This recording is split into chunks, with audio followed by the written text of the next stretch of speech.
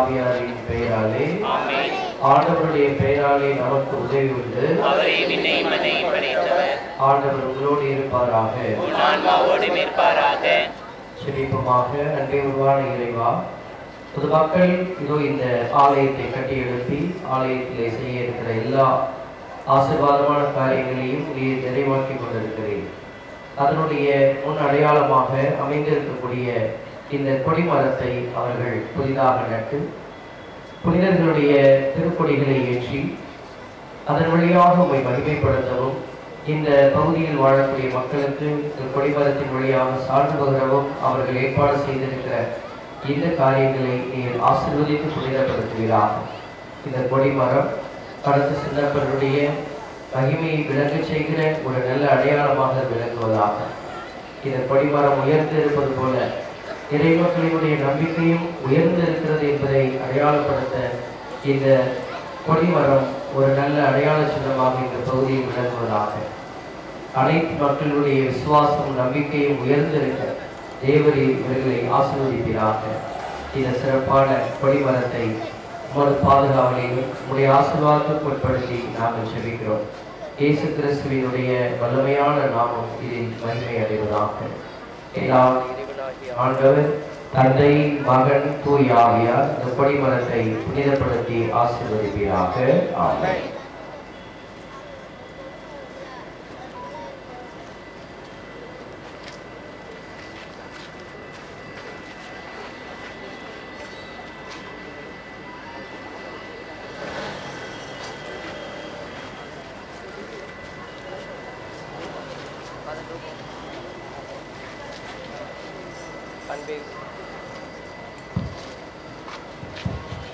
அன்பே உருவான இறைவா, இந்த கொடியை முதல் திரும்ப நாங்கள் ஒப்புக் கொடுத்து கொண்டாடி செபிக்கிறோம். எங்களுடைய புனிதர்களுடைய உருவத்தை சுருவத்திலோ படத்திலோ வடித்து எங்கள் மூலக்கண்களினால் நோக்கி செபிக்கும் வண்ணம் அவர்கள் வழியாக எங்களுக்கு ஆசீர்வாதங்களை வழங்குகிறீர் என்று நாங்கள் நம்புகிறோம். இந்த ஆலயத்தை நாங்கள் புனித வடக்கு சின்னத்தின் பெண் ஒப்புக் கொடுத்து நாங்கள் இந்த இடத்திலே ஒன்று கூடி செபிக்கும் செபத்தை எல்லாம் எங்கள் அன்பு புனிதர் வழியாகவே நீர் ஆசீர்வதித்து அவருடைய பரிந்துரையினால் இத்தனை ஆண்டுகள் எங்களுடைய விசுவாசம் பேணி காக்க உதவி செய்திருக்கிறேன். அந்த புனிதருக்கு சான்று பகிர விதமாக இந்த திருக்கொடியை நாங்கள் உயர ஏற்ற கூடி நிற்கும் மக்களினுடைய இறை நம்பிக்கையை நீர் ஆசீர்வதிப்பீராக. இந்த கொடி புனிதப்படுத்தப்பட்டு உயர்த்தப்படுகிற போது எங்களுடைய உள்ளங்களும் எங்களுடைய நம்பிக்கையும் உயர எழுவதாக. இந்த புனிதருடைய பரிந்துரை இன்னும் ஆழமானது எங்களுக்கு கிடைக்கவும் நிறைவான ஆசீர்வாதம் புனிதரிடத்திலிருந்து எங்களுக்கு கிடைக்கவும் நேரே உதவி செய்யும். இந்த கொடி ஏற்றக்கூடிய இந்த சிறப்பு வைபவத்தில் பங்கெடுத்து செபித்துக் கொண்டிருக்கிற எல்லா குடும்பத்தினரையும் நிறைவாய் ஆசீர்வதியும். எங்கள் குடும்பங்களும் புனிதரை போல ஆன்மீக வாழ்விலும் இந்த உலக வாழ்விலும் உயர்ந்து அநேகருக்கு சாற்றுவதற்குரிய சாட்சியாய் விளங்க எங்களுக்கு நீர் உதவி செய்கிறார்கள். ஆண்டவர் மீட்பருமான இயேசு கிறிஸ்துவின் நாமத்திலேயே எங்கள் ஜெபங்களை ஒப்புக் கொடுத்து கொண்டாடுகிறோம். விண்ணுலகில் இருக்கிற எங்கள் தந்தையே, ஒரு பெயர் தூயது என போற்ற பெறுக, ஒரு ஆட்சி வருக,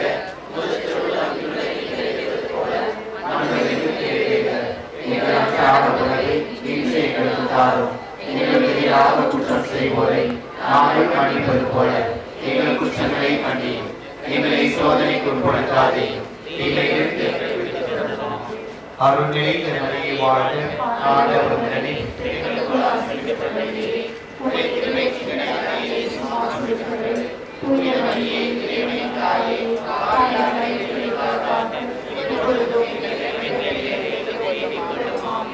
தந்தைக்கும் மகனுக்கும் தூய ஆவியாருக்கும் ஆட்சி உண்டாவதாக.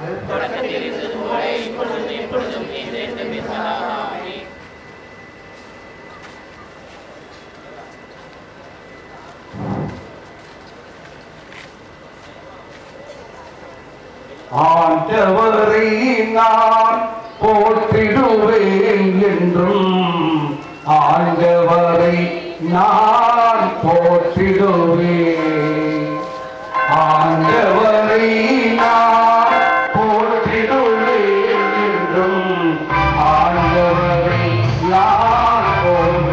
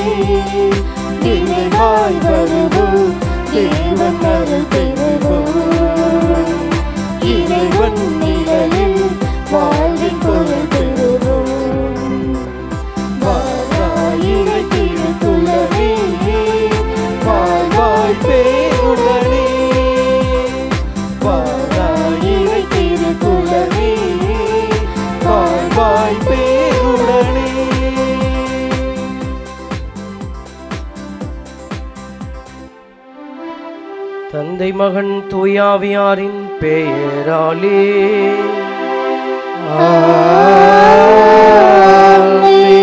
நம் ஆண்டவராகிய இயேசு கிறிஸ்துவின் அருளும் கடவுளின் அன்பும் தூயாவியாரின் நட்புறவும் உங்கள் அனைவரோடும் இருப்பதாக.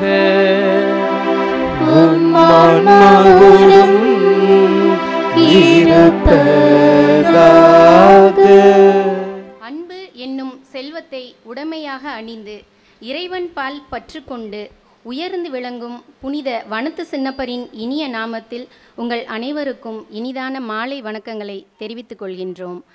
அன்பு என்னும் செல்வம் விலை மதிப்பற்றது, பொறுமையுள்ளது, பிறர் கண்ணீரை துடைப்பது, பிறருக்காக வாழ்வது. இத்தகைய உயரிய செல்வத்தை தான் நாம் தொலைத்துவிட்டு உலக செல்வங்களை தேடி வருகின்றோம். பொன், புகழ், பெயர் என நமது வாழ்வை மாற்றி வருகின்றோம். நம்மை பார்த்து இன்றைய நற்செய்தியின் வழியாக இயேசு நம்மை அழைக்கின்றார். தந்தையின் கட்டளைகளை கடைபிடிப்பதன் வழியாக இறை அன்பிலும் அதன் மூலம் பிறர் அன்பிலும் நிலைத்து வாழ நம்மோடு உரையாடுகின்றார். நாம் சொல்லப்போகும் பதில் என்ன? சிந்திப்போம். இறை அன்பில் நிலைத்திருக்க தன் உடைமைகள் பொருளாசையை துறந்த புனித வனத்து சின்னப்பரை போல நாமும் இறையன்பை சுவைப்போம். சகோதரத்துவத்திலும் மனித நேயத்திலும் நம் வாழ்வு பயணத்தை தொடருவோம். அன்பை பகிர்ந்து அன்புறவால் உலகை கட்டி எழுப்புவோம். அதற்கான வரம் வேண்டி இத்திருப்பலியில் இணைந்து மன்றாடுவோம். தூய மறை நிகழ்வை தகுதியுடன் ஒப்புக்கொடுக்க நம் பாவங்களை ஏற்று மனம் அருந்துவோம். எல்லாம் வல்ல இறைவனிடமும் சகோதர சகோதரிகளே, உங்களிடமும் நான் பாவியனை ஏற்றுக்கொள்கிறேன். ஏனெனில் என் சிந்தனையாலும் சொல்லாலும் செயலாலும் கடமையிலிருந்து தவறினாலும் பாவங்கள் பல செய்தேன். என் பாவமே, என் பாவமே, என் பெரும் பாவமே. ஆகையால் எப்போதும் கன்னியான புனித மரியாதையும் வானதூதர் புனிதர் அனைவரையும், சகோதர சகோதரிகளே உங்களையும் நம் இறைவனாகிய ஆண்டவரிடம் எனக்காக வேண்டிக் கொள்ள மன்றாடுகிறேன். எல்லாம் வல்ல இறைவன் அமைதி இரக்கம் வைத்து நம் பாவங்களை மன்னித்து நம்மை நிலை வாழ்வுக்கு அழைத்து செல்வாராக. ஆமென்.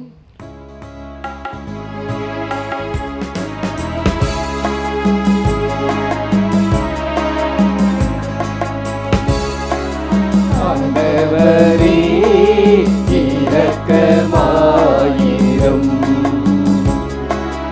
ஆண்டவரே இரக்கமாயிரும். கிறிஸ்துவே இரக்கமாயிரும். கிறிஸ்துவே இரக்கமாயிரும். ஆண்டவரே இரக்கமாயிரும். ஆண்டவரே இரக்கமாயிரும்.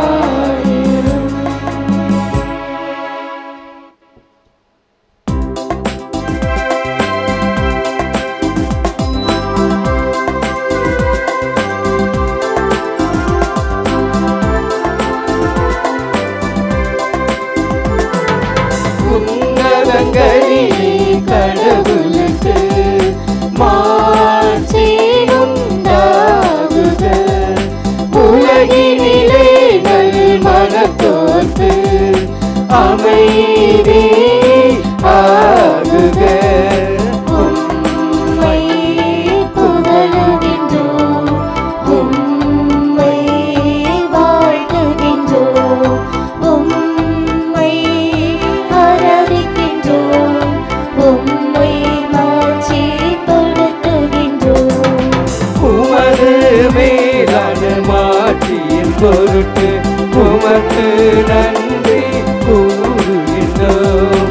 ஆண்டவராகிய இறைவா, வானுலக அரசரே, எல்லாம் வல்ல தந்தையாகிய இறைவா, ஒரே மகனாய் உதித்த ஆண்டவரே இயேசு கிறிஸ்துவே, ஆண்டவராகிய இறைவா, இறைவனின் செம்மறியே, தந்தையின் திருமகனே, உலகின் பாவங்களை போக்குபவரே, எங்கள் மேல் இரக்கமாயிரும்.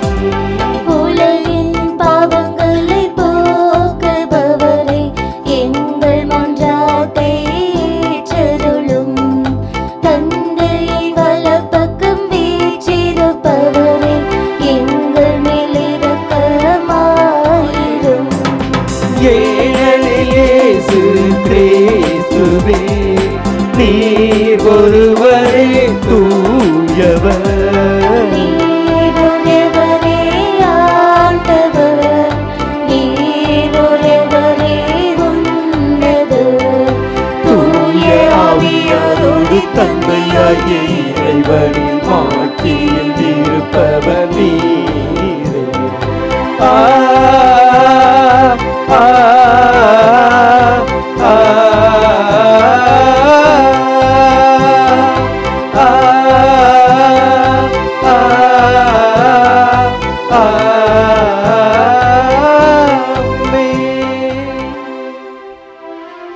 மன்றாடுவோமாக.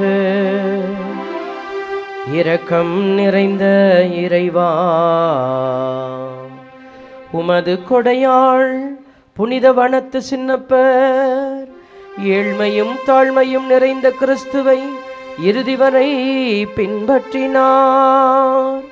அதனால் அவருடைய பரிந்துரையால் எங்கள் அழைத்தலில் நாங்கள் உண்மையுள்ளவர்களாக நடந்து உமது மகனில் முன்னிறுத்தியுள்ள அந்த நிறைவை வந்தடைய ஆற்றல் பெறுவோமாக. உமோடு தூயாவியாரின் ஒன்றிப்பில் இறைவனாய் என்றென்றும் வாழ்ந்து ஆட்சி செய்கின்ற அவர் வழியாக உம்மை மன்றாடுகின்றோம்.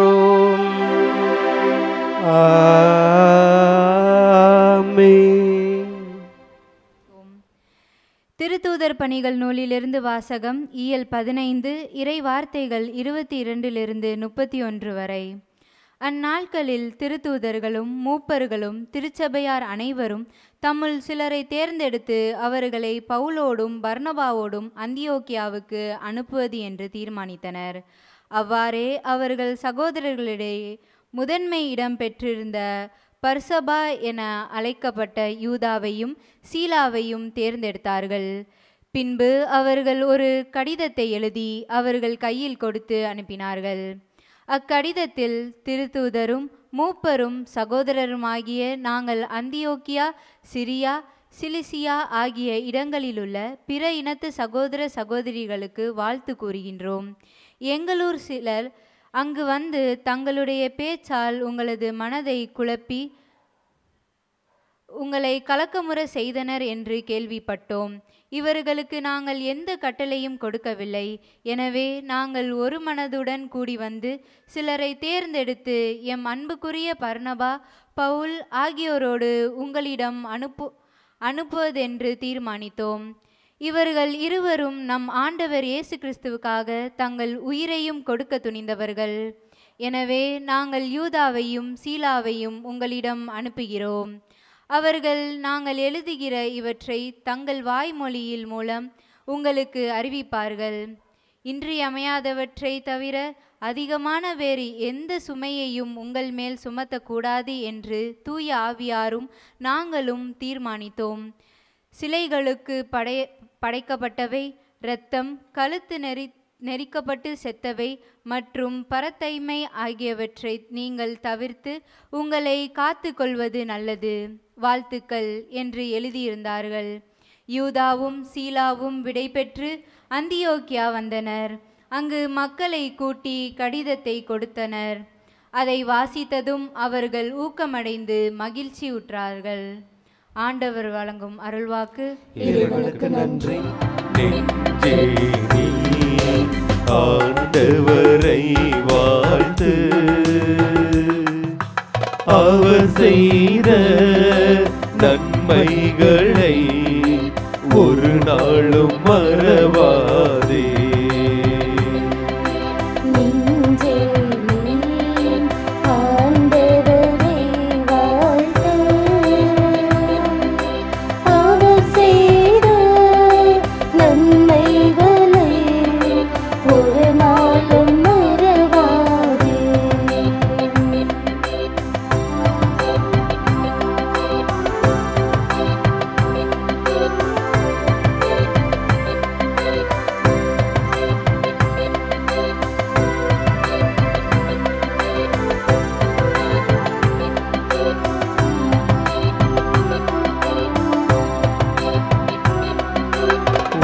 பாவங்கள் மன்னித்திடுவார், உன் நோய்களை குணமாக்குவார்.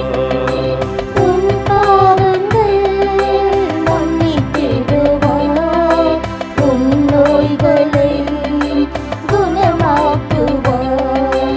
உன் உயிரை அழிவினின்று மீட்டு காத்திடுவார். உயிரை அழிவினின்று மீட்டு காத்திடுவார். கருணையும் இரக்கத்தையும் முடியாக சூட்டிடுவார். நன்றி நன்றி நன்றி என்று பாடுவே, நன்மை செய்த நல்லவரை போற்றுவே. நன்றி நன்றி நன்றி என்று பாடுவே, நன்மை செய்த நல்லவரை போற்றுவே. போற்றுவே. நெஞ்சே நீ ஆண்டவரை வாழ்த்து. அவர் செய்த நன்மைகளை ஒரு நாளும் மறவாதே.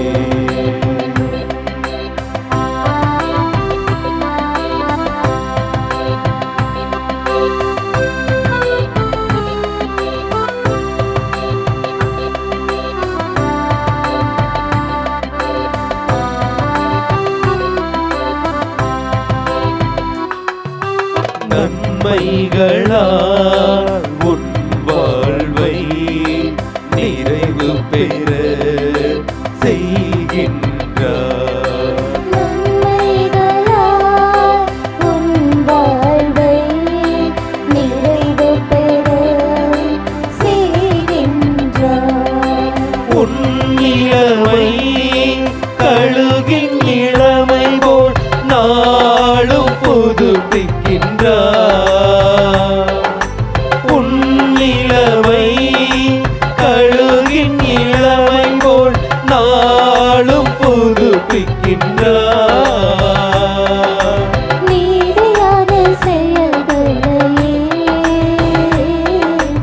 என்னாலும் செய்கின்றார்.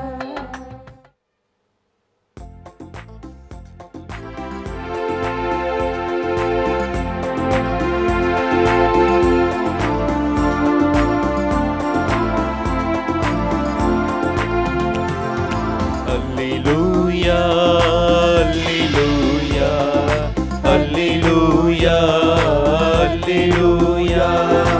அல்லேலூயா, அல்லேலூயா, அல்லேலூயா, அல்லேலூயா.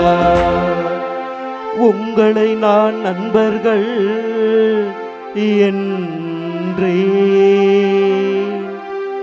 ஏனெனில் என் தந்தையிடமிருந்து நான் கேட்டவை அனைத்தையும் உங்களுக்கு அறிவித்தேன் என்கிறார் ஆண்டவர். அல்லேலூயா, அல்லேலூயா, அல்லேலூயா, அல்லேலூயா, அல்லேலூயா. ஆண்டவர்களோடு இருப்பாராக. உம் ஆன்மாவோடும் இருப்பாராக. யோவான் எழுதிய தூய நற்செய்தியிலிருந்து வாசகம். ஆண்டவரே, மாட்சி உமக்கே.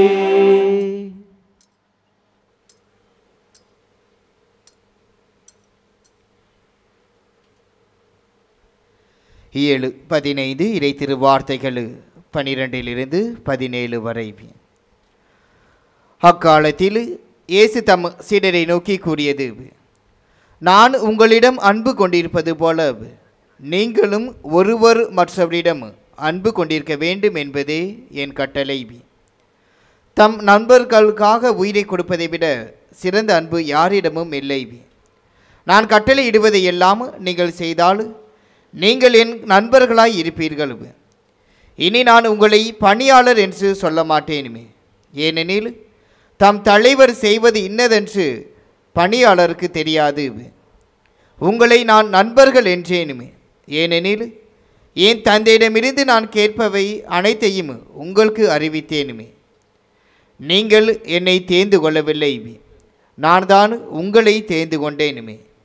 நீங்கள் கனி தரவும் நீங்கள் தரும் கனி நிலைத்திருக்கவும் உங்களை ஏற்படுத்தினேனுமே. ஆகவே நீங்கள் என் பெயரால் தந்தையிடம் கேட்பதையெல்லாம் அவர் உங்களுக்கு கொடுப்பார். நீங்கள் ஒருவர் மற்றவரிடம் அன்பு கொள்ள வேண்டும் என்பதே என் கட்டளை. ஆண்டவரின் அருள்வாக்கு. கிறிஸ்துவே உமக்கு புகழ். இயேசுவில் பிரியமான சகோதர சகோதரிகளே, இந்த ஆலயத்தினுடைய திருவிழாவை மிக சிறப்பாக பொலிவோடு துவங்கி இருக்கிறீர்கள். இந்த கொடியேற்றத்தின் வழியாக இந்த சிறப்பு வைபவத்திற்கு திருவிழா திருப்பலிக்கு இந்த கொடியேற்ற திருப்பலிக்கு வந்திருக்கிற உங்கள் அனைவரையும் ஆண்டவருடைய பெயராலே வாழ்த்தி வரவேற்கிறோம். ஒவ்வொரு ஆலயமும் கடவுளுடைய மாட்சி விளங்கக்கூடிய ஆலயம். ஆலயம் என்ற வார்த்தை நமக்கு ஒரு பரிச்சயமான பழக்கப்பட்ட ஒரு வார்த்தை. ஆலயம் என்கிற வார்த்தையை நம் ஆங்கிலத்தில் சர்ச் என்று சொல்லுவோம். நம்முடைய திருச்சபை என்கிற அந்த ஒரு சொல்லாடல், திருச்சபை அப்படின்னா உங்களுக்கு புரியும். இந்த திருச்சபைக்கும் என்ன பெயர், ஒரு அஃபீஷியல் பெயர் உண்டு. என்னன்னு கேட்டால் சர்ச். திருச்சபை என்பது கட்டிடங்கள் அல்ல, மாறாக கடவுள் உருவாக்கி தந்த அன்பு உள்ளங்கள். கடவுளை ஏற்றுக்கொண்டு கடவுள் மீது நம்பிக்கை கொண்டு கூடி வருகிற அந்த மக்கள் கூட்டத்திற்கு பெயர்தான் சர்ச். அதுதான் திருச்சபை. இந்த திருச்சபை தான் ஒவ்வொரு ஆலயங்களாக இணைந்து கிடக்கிறது. நம்ம பல ஆலயங்கள் எல்லா இடத்திலும் பிரிந்து இருந்தாலும் ஒவ்வொரு ஆலயத்திலும் இறை மக்களினுடைய அந்த இறை நம்பிக்கையாளர்களுடைய கூட்டமைப்பு, அதுதான் அந்த ஆலயத்திற்கு சிறப்பு. அதைத்தான் இந்த இடத்துல நம்ம கொண்டாடுகிறோம், திருவிழாவாக அல்லது மற்ற சிறப்பு வைபவங்களாக. அப்படி இந்த ஒவ்வொரு ஆண்டும் இந்த ஆலயத்திலே திருவிழா கொண்டாடுவதனுடைய ஒரு அடிப்படையான ஒரு வெளிப்பாடு, இந்த மக்களுக்கும் அல்லது நமக்கே நாம் சொல்லிக்கொள்ளக்கூடிய ஒரு அருமையான செய்தி, நாம் எல்லோரும் இணைந்து பயணிக்கிறோம். திரு அவை என்பது இணைந்து பயணிக்கிற ஒரு அடையாளம்.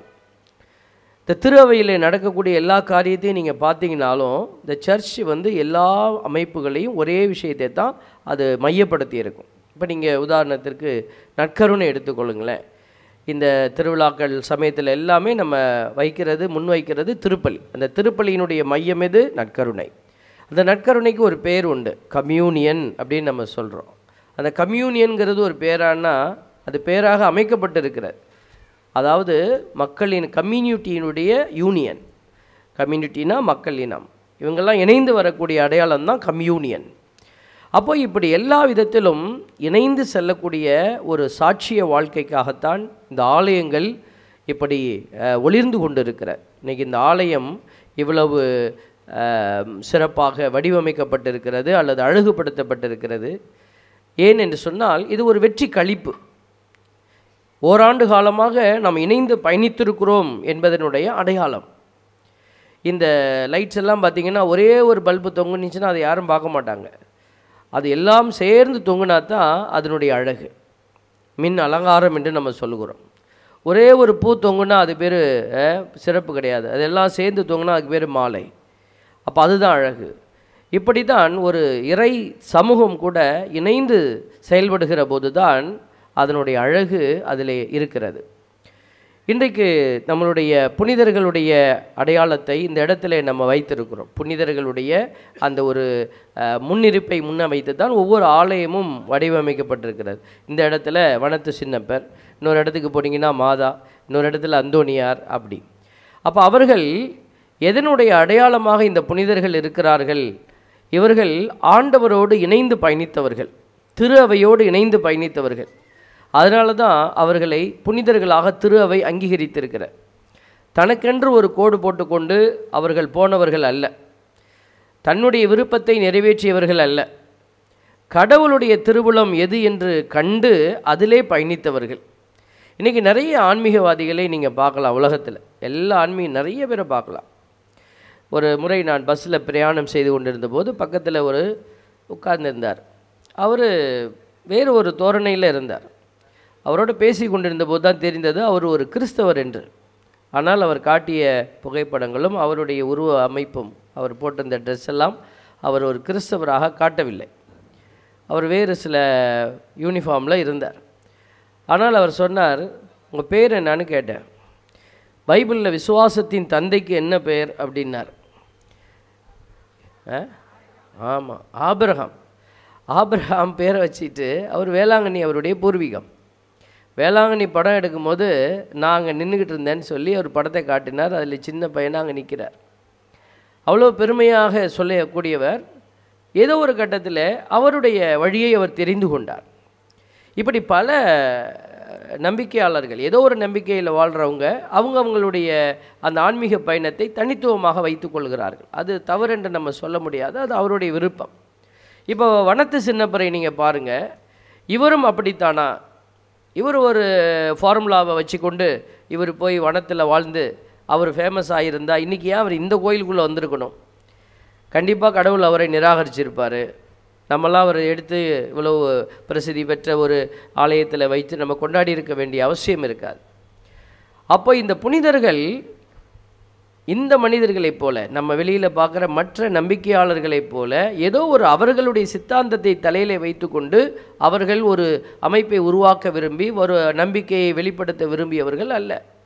அவர்கள் இறை திட்டத்தை இதயத்திலே வைத்து இறை திட்டத்தினுடைய செயல்பாடுகளை தங்களுடைய அறிவிலை வைத்து செயல்பட்டவர்கள். இன்றைக்கி நம்ம நற்செய்தியில் அதைத்தான் நான் வாசிக்க கேட்டோம். நற்செய்தியில் வாசித்த வாசகத்தை தான் இவங்க எல்லாமே வாழ்வாக்கி இருக்கிறாங்க. நற்செய்தி என்ன சொல்லுது பாருங்கள், உங்களை நான் நண்பர்கள் என்றேன், ஏனெனில் என் தந்தையிடமிருந்து நான் கேட்டவை அனைத்தையும் உங்களுக்கு அறிவித்தேன். அப்போ அவங்க இயேசுவிடமிருந்து எதை பெற்றுக்கொண்டார்களோ, இயேசு அன்னைக்கு இந்த சின்னப்பர், நம்ம பவுலடியார் சொல்கிறோம் இல்லைங்களா, அவரும் சின்னப்பர் தான். அந்த சின்னப்பர் பாவியாக இருந்தபோது இயேசு வெளிப்பாடுகளை அவருக்கு கொடுத்தார். அவர் எம்மாவசு நோக்கி வேகமாக குதிரையில் போயிட்டு இருந்தார். எம்மாவசு நோக்கி போகும்போது ஒரு வெளிச்சம் அடித்து அவரை கீழே தள்ளி, அப்படி தானே? ரைட்டா? எந்த ஊருக்கு போனார்? எம்மாவசுக்கு போனாரா? சாமியார் சொன்னால் எல்லாம் சரியாக தான் இருக்குன்னு நினச்சி எல்லாம் நம்பி உட்கார்ந்துருக்குறாங்க. சாமியார் சொன்னாலும் சரி, மாமியார் சொன்னாலும் சரி, அறிவால் யோசிக்கணும். ஏதோ ரொம்ப ஆன்மீகத்தில் தெளிச்சிட்டது மாதிரி அப்படியே உட்காந்துருக்கக்கூடாது. கொஞ்சம் பேர் நான் பார்க்குறேன், இப்போ மழை வருமா அப்புறம் வருமா, இவன் மழைக்கு முன்னாடியே முடிச்சிருவானா, இல்லை மழை வந்தோடனே நனைஞ்சு ஓட வைப்பானா அப்படின்னு நிறையா பேர் அப்படியே உறைஞ்சி போய் உட்காந்துருக்குறீங்க. அந்த கவலை எனக்கு இருக்குது. நல்ல கவலைப்படாதீங்க, நம்ம பூசை முடிக்கிற வரைக்கும் கடவுள் வானத்தை எல்லாம் நிப்பாட்டி வச்சுருப்பார். இப்போ எந்த ஊரை நோக்கி போகும்போது கடவுள் பவுலடியாரை ஆட்கொண்டார்? தமஸ்கு. எம்மாவுசுக்கு யார் போனா? எம்மாவுசுக்கு யார்? Very good. குட்டி பிள்ளை சொல்கிறாங்க, 2 சீடர்கள் இயேசுவோடு பேசிக்கிட்டே போனாங்க. கன்ஃபியூஸ் ஆகிடக்கூடாது, இதெல்லாம் பார்க்கணும். அப்போ பாருங்கள், அந்த தமஸ்கு நோக்கி போகும்போது இயேசு அவரை ஆட்கொள்கிறார். இப்போ இவரை எங்கே ஆட்கொண்டார் வரலாறு படித்து பார்த்திங்கன்னா இருக்கும். இப்போ இதில் என்ன நம்ம பார்க்குறோம், அவருக்கு வெளிப்படுத்துகிறாரு, நண்பனுக்கு சொல்வதை போல் சொல்கிறாரு. இவ்வளோ பேர் என்னை கொண்டுபிட்டியே, உன்னை வச்சு செய்கிறேன் பாடுற அப்படின்னு சொல்லலை. அவரை செலக்ட் பண்ணி அவர் அனனியாட்டை அனுப்பி அவர் அதுக்கப்புறம் பாலைவனத்தில் போய் உட்காந்துட்டார், சரண்டர் ஆகிட்டார் பவுலடியார். அப்போ அவர் வெளிப்படுத்தலை, எல்லாத்தையும் வெளிப்படுத்துகிறாரு. கடவுள் தன் நண்பனுக்கு சொல்வதை போல் எல்லாத்தையும் சொல்லிக் கொடுக்குறாரு, தந்தையினுடைய திட்டம் என்ன எல்லாத்தையும். அதே மாதிரி தான் நம்மளுடைய வனத்து சின்னப்பருக்கும். ஏன் ஒரு வனத்தில் போய் உட்கார்ந்தார்? ஏன் என்ன பண்ணார்? எதுக்கு இப்படி போய் உட்கார்ந்தார்? காட்டில் போய் உட்காரணுன்னு என்ன அவசியம்? அப்போ உட்கார்ந்தவங்க சும்மா உட்காந்து தூங்கிக்கிட்டே இருந்திருப்பாங்களா? சாப்பிட்டு நல்லா இயற்கை உணவை சாப்பிட்டுட்டு நல்லா தெம்பா நல்லா தேனும் பாலும் குடிச்சிட்டு இல்லை, அங்கே உட்காந்து அவங்க என்ன செய்தாங்க? இறை திட்டத்தை அறிந்து செயல்பட்டாங்க. நீ காட்டில் உட்கார்ந்துருந்தாலும் சரி, நாட்டில் உட்கார்ந்துருந்தாலும் சரி, நீ செயல்படணும். எப்படி செயல்படுறது? அதுதான் ஆண்டவர் சொல்லித்தரார் பாருங்க. உங்களை நான் நண்பர்கள் என்றேன், தந்தையினுடைய திட்டங்களை உங்களுக்கு நான் வெளிப்படுத்தினேன். அப்போ கடவுள் எல்லாருக்கும் வெளிப்பாடுகளை கொடுக்குறார். கடவுள் சும்மா இருக்கிறதே இல்லைங்க. ஒவ்வொரு நிமிஷமும் கடவுள் என்ன செய்கிறாரு? வெளிப்பாடுகளை மக்களுக்கு கொடுத்துட்டே இருக்கிறார்.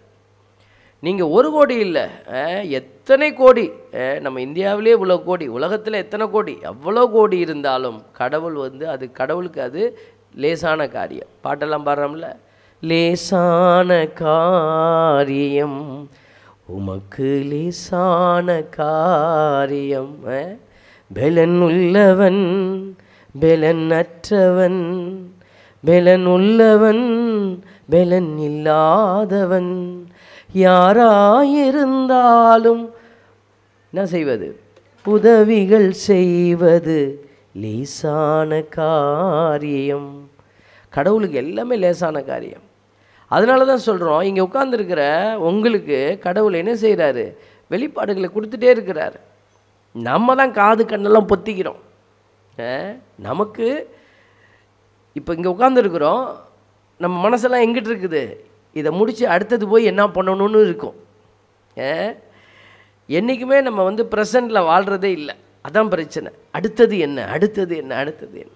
அதனாலேயே கடவுளுடைய திட்டங்கள் எல்லாம் நமக்கு மறைக்கப்பட்டதாகவே கிடக்கிறது. இவ்வுலகின் தெய்வம், பைபிள் சொல்லுது, இவ்வுலகின் தெய்வம் நம்பிக்கை கொண்டிராதோரின் அறிவு கண்களை குருடாக்கி விட்டது. இவ்வுலகின் தெய்வம்னா யார்? பிசாசு. அது இந்த ஆடம்பரத்தில் எல்லாம் இருப்பான், எல்லாத்துலேயும் இருப்பான். பணம் காசில் இருப்பான், ஆடம்பரத்தில் இருப்பான், அதிகாரத்தில் இருப்பான், எல்லாத்துலேயும் இருப்பான். அவன் என்ன செய்கிறான்? ஏதோ ஒன்றை கொண்டுட்டு வந்து நம்ம கண்ணை மூடி விட்டுறான். நீ கடவுளுடைய மாட்சியை பார்த்துடக்கூடாது, கடவுளுடைய திட்டம் உணர்ந்தால் தானே நீ இந்த வழியில் போவ, நீ குருட்டு பயலாவே இருடா போடா அப்படின்னு சொல்லி நம்ம கண்ணை மூடி விட்டுறான். அப்போ நம்ம என்ன செய்கிறோம்? தட்டி தடவி நம்ம கையில் போடுறதெல்லாம் அந்த யானையை பார்த்த 4 குருடை மாதிரி தான். கதை சொல்லுவாங்க இல்லையா? ஒரு குருடர்கள் 4 பேர் போய் யானையை தடவி பார்த்து, ஒருத்தன் காலை தடவி பார்த்தானா யானை வந்து நல்லா தூண் மாதிரி இருக்கும், ஒருத்தன் வயிற்றை தடவி பார்த்து அது பானை மாதிரி இருக்கும். அந்த கதை தெரியும் உங்களுக்கு. அதே மாதிரி தான் நம்மளும் ஏதோ ஒன்று பிடிச்சி வச்சுக்கிட்டு வாழ்க்கைங்கிறது இப்படித்தான் இருக்கும், இப்படித்தான் இருக்கும் நம்ம சொல்லிகிட்டு இருக்கிறோம். இல்லை, அப்படி இல்லை. கடவுள் ஒரு உயர்ந்ததை நமக்கு கொடுக்கறதுக்கு தான் இந்த வனத்து சின்னப்பரை நமக்கு அடையாளமாக கொடுத்துருக்கிறாரு. அப்போ அவர் எப்படி கடவுளுடைய திட்டத்தை புரிந்து செயல்பட்டார்? அவர் தேடினார், அமைதியாக இருந்தார். காட்டுக்குள்ளே போய் உட்கார்ந்துருந்தாருன்னா அதனுடைய அடையாளம் என்ன? அமைதி. அப்போ ஒரு நாளைக்கு ஒரு அரை மணி நேரம் கூட உங்களால் அமைதியாக உட்கார முடியலன்னா நீங்கள் இந்த எந்த திட்டத்தை நீங்கள் உணர்ந்து கொள்ள முடியும்? உட்காந்து பாருங்களேன். ஒரு 15 நிமிஷம் முதல்ல உட்காந்து பாருங்கள். செல்ஃபோன் எடுத்துருங்க, செல்ஃபோன் எடுத்து அலாம் வச்சுட்டு கண்ணை மூடி உட்காந்து பாருங்கள். உங்களால் ஒரு 15 நிமிஷம் அமைதியாக உட்கார முடியுதான்? 15 செகண்ட் கூட உட்கார முடியாது. அப்படியே கண்ணை மூடி உட்காருவீங்க, பக்கத்து வீட்டில் காப்பி போடுற மாதிரி தெரியுது. அப்புறம் இல்லை அமைதியாக உட்காருப்பா, அமைதியாக உட்காரு அப்படின்னு. அப்புறம் வீட்டுக்கார் எங்கேயோ கிளம்புறாரு, ஐயோ போயிட்டு வந்துடுவாரா வரமாட்டாரா தெரியலையா. ஒரு 2 நிமிஷம் கூட போயிருக்காது, 3 நிமிஷம், ஒரு 5 நிமிஷம் கூட பாஸ் ஆகிருக்காது. ரொம்ப நேரமாக மணி அடிக்காமல் இருக்கேன், அலாம் ஓடுதா இல்லையா? இதுதான் நம்ம அமைதி. இவ்வளோ பலவீனமாக இருக்கிறோம் நம்ம. நீங்களே செக் பண்ணி பாருங்களேன், நாளைக்கு போய் நீங்கள் வச்சு பாருங்கள், உங்களுக்கு தெரியும். சுற்றி இருக்கிற சத்தம்லாம் கேட்கும். பட் ட்ரை பண்ணினீங்கன்னா உங்களால் கண்ட்ரோலுக்கு வர முடியும். இது தியான முறையில் வரும் இது. அப்போ பாருங்கள், ஒரு அமைதி. ஒவ்வொரு நாளும் நம்ம அமைதியில் நம்மளை வைக்கணும். ஆண்டவர் திட்டங்களை அப்போ தான் நம்ம உணர முடியும். இயேசு எதுக்கு தனிமையில் போய் ஜெபிச்சாருன்னு பைபிளில் வாசிக்கிறோம். அவர் தனிமையில் போய் இருந்து தான் அங்கே கடவுளுடைய திட்டங்கள் எல்லாம் அவர் உணர்ந்து கொண்டார். கடவுளுடைய திட்டங்கள், தந்தையினுடைய திட்டம் என்ன, அடுத்தது என்ன செய்யலாம், அதெல்லாம் உறுதி செய்தார். இன்றைக்கி பாருங்கள், இந்த வனத்து சின்னப்ப நமக்கு ஒரு அடையாளமாக இருக்கிறாரு. இவர் செய்த செயல்பாடுகள் தன்னுடைய திட்டம் அல்ல, கடவுள் வெளிப்படுத்தினதே அவர் செய்கிறார். ஏன் அப்படி செய்யணும்? இயேசுவை ஏற்றுக்கொண்டவர் எதனுடைய அடையாளமாக இருக்கிறார்? இயேசுவின் சீடனாக இருக்க விரும்புகிறார், அவ்வளோதான். யோவான் நற்செய்தி 15:4 சொல்லுது, நான் உங்களோடு இணைந்திருப்பது போல நீங்களும் என்னோடு இணைந்திருங்க. அப்போது எனக்குள்ளே இருக்கிறது இயேசுவினுடைய ஆவி. தீ ஆவின்னா தீ ஆவி சொல்கிறபடி செய்வோம், இயேசுவின் ஆவி இருந்தால் இயேசு சொல்கிறபடி செய்வோம். அப்போ நம்ம இயேசு சொல்கிறபடி செய்கிறோமா? அதனால தான் அந்த இடத்துல தான் இயேசு ஒரு அருமையான அடையாளத்தை கொடுக்குறார். இந்த குரு சீடர் அடையாளத்தை பார்த்திங்கன்னா, அந்த முன்னைய காலத்துலலாம் வந்து எல்லா மதத்துலேயும் இந்த குரு சீடர் அடையாளங்கள் இருந்தது. அதில் எப்படின்னா, அந்த சீடர்கள் என்ன செய்யணும், பழத்தட்டில் வச்சு குருவை தேர்ந்தெடுப்பாங்க. எந்த குருக்கிட்ட போய் அவங்க சீடராக இருந்து பாடம் கற்றுக்கணும். அப்போ அந்த குருவை அவங்க தெரிந்தெடுத்துட்டு என்ன பண்ணுவாங்க, தட்டில் எல்லாம் கொண்டு போய் சீர் சனத்தையெல்லாம் வச்சு குருவுக்கு முன்னாடி வச்சு காலில் விழுந்து என்னைய சீடனாக ஏற்றுக்கங்க, எனக்கு பாடம் சொல்லி கொடுங்கன்னு அவங்க கேட்கணும். சீடன் தான் குருவை தெரிந்தெடுப்பான். இதுதான் காமன் ஒரு ப்ராக்டிஸாக இருந்தது. ஆனால் இயேசு அதனால தான் நீங்கள் சொல்கிறாரு, குரு சீடனை, சீடன் குருவை தேர்ந்தெடுக்கிற முறை வெளியில். ஆனால் கிறிஸ்தவத்தில் குரு தான் என்ன செய்கிறாரு, சீடனை தெரிந்தெடுக்கிறார். நீங்கள் என்னை தெரிந்து கொள்ளவில்லை, நான் தான் உங்களை தெரிந்து கொண்டேன். அப்படின்னா உன் எண்ணம் இங்கே வேலை செய்யக்கூடாது, ஏன் எண்ணம் தான் உங்ககிட்ட வேலை செய்யணும். இப்போ கடவுள் என்ன செய்கிறாரு, அவருடைய திட்டங்களை நமக்குள்ளே வைக்கிறார். எப்போ? when you are open to the divine reality. அந்த பரிசுத்த திருவுளத்திற்கு நீங்கள் ஓப்பனாக இருக்கும்போது தான் கடவுள் என்ன செய்வார், அந்த திட்டத்தை உள்ளே வைக்க முடியும். நோ அப்படின்னு சொல்லிட்டீங்கன்னா அவர் அப்படியே நிற்பார். உதாரணம் மரியாள். அம்மாவை வச்சு ஒரு திட்டத்தை கடவுள் யோசிச்சிட்டாரு. ஆனால் அம்மாவோட பர்மிஷன் வேணும். நான் படைச்சவன் நீனு, நான் சொல்கிறபடி தான் நீ கேட்கணும் அப்படின்னு என்ன செய்யலை, கடவுள் ஓவர் அட்வான்டேஜ் எடுத்துக்கல. மாதாட்ட எல்லாம் பிளான் வச்சுட்டாரு. மரியாள்கிட்ட வந்து வானதூதர் வந்து கேட்குறாரு, ஆண்டவர் அனுப்பி விடுறாரு. அப்போ பாருங்கள், கடவுள் வந்து நம்மகிட்டையும் அந்த மாதிரி ஒரு ஒப்புதலை கேட்டு நிற்கிறார்.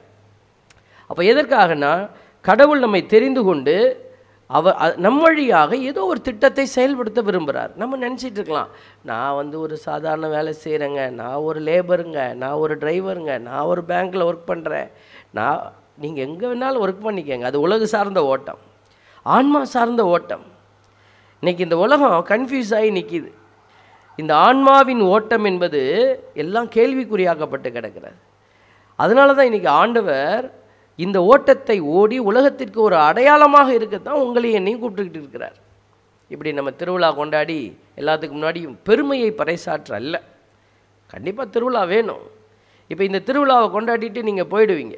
அதுக்கப்புறம் வேறு எந்த அடையாளத்தில் இந்த ஆலயத்தினுடைய மக்கள் இந்த பகுதிக்கு அடையாளமாக இருக்கிறாங்க? இந்த பகுதி இந்த ஆலயத்தை வச்சிருக்கிற இந்த பகுதியில் வாழக்கூடிய இந்த மக்கள் வந்து இந்த ஒரு உயரிய காரியத்தை செய்வாங்க அப்படின்னு நம்மளால் சொல்ல முடியுமா? ஒரு உதாரணம் சொல்கிறேன். என்னடா ஃபாதர் இப்படி கம்பேர் பண்ணுறாரு இன்னொரு மதத்தோடு போய் அப்படின்லாம் நீங்கள் என்னை கோச்சிக்கக்கூடாது. சில நல்ல விஷயத்தை நம்ம வந்து யோசித்து பார்க்கணும். நம்ம திருச்சபை தான் பெரிய திருச்சபை, அப்படியே ரோம்லேருந்து பார்த்திங்கன்னா அப்படியே ஆர்டராக வருதுன்னு நம்ம பெருமையாக சொல்லிக்கிறோம். அது உண்மை தான். ஆனால் பாருங்கள், இந்த இஸ்லாமியர்கள் இந்த திருச்சியிலேயே சொல்லி அவங்க ஒரு இந்த தமுமுகன்னு சொல்லி ஒரு அமைப்பு வச்சு அநேகருக்கு அவங்க பிளட் டோனராக இருக்கிறாங்க. நீங்கள் பிளட் வேணும்னா டக்குன்னு அவங்களுக்கு அடிச்சிங்கன்னா அவங்க ஆள் அனுப்பிச்சி விட்ருவாங்க. அவங்க ஆயிரக்கணக்கில் அவங்க என்ன செய்கிறாங்க, சில 100 அந்த ஸ்பான்சர்ஸை கையில் வச்சுருக்கிறாங்க, ஆம்புலன்ஸ் வச்சுருக்கிறாங்க. பாருங்கள், இன்றைக்கி நம்ம நான் அருங்குடையில் இருக்கிற போது ஒரு முயற்சி பண்ணினேன், தோத்துருச்சு, என்னால் செய்ய முடியல, சில ப்ராக்டிக்கல் சிக்கல்ஸ் இருந்தது.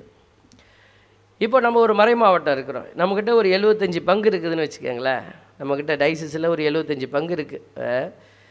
இப்போ 75 பங்கில் ஒரு 10 பேர் வச்சாலே எத்தனை பேர் வருவாங்க?